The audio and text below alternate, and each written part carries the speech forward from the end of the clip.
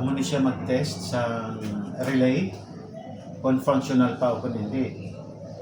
So, testingan ta ang pag-test ng relay using the battery and the test lamp. Pero kay may-ari kita power booster, i-direct na lang siya sa power booster. So, let us see. Let us test. Okay. So, power booster on. Okay. This is the negative and this is the positive. This is the 87,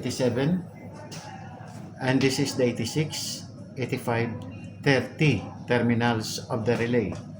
So, chikon ta, bisan magbalis karanay pa ng 86 kag 85 pwede. Pwede. Kaya nagaproduce man lang na sa magnetism. Pwede pasiti ang 85 mo ground o kung ang 86 mo on mga ground. If you hear a clicking sound, did you hear? Na makakonclude ka nga that is okay. Conclude pa lang ha, hindi pa sure. So, ibutang ta ang gamitan ta test lamp to sure. Okay. So, off an eye. So, this is the ground. Ibutang mo siya sa ground.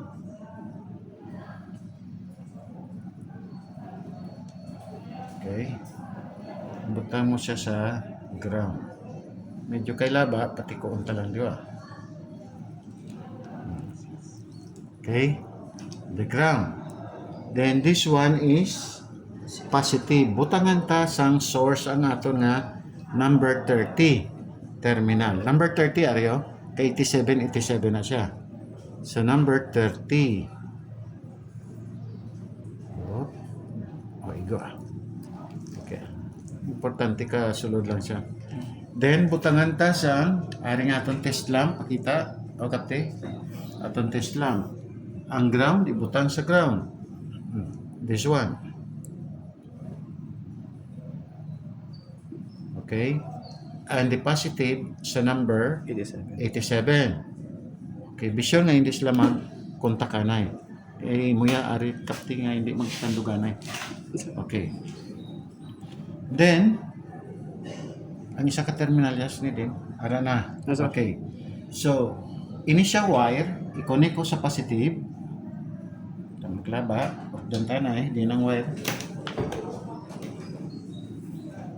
Dantanay. Okay. This one, medyo nubo lang para na hindi mabangkal. Okay. So, butang ta sa source, number 30. Kagini siya, ibunggo ta lang di sa 86. Kung mag-click kag magsiga, that is okay. On. Okay? Okay. So, makakonclude ka nga ang relay nga ni functional. Okay? Okay. Off.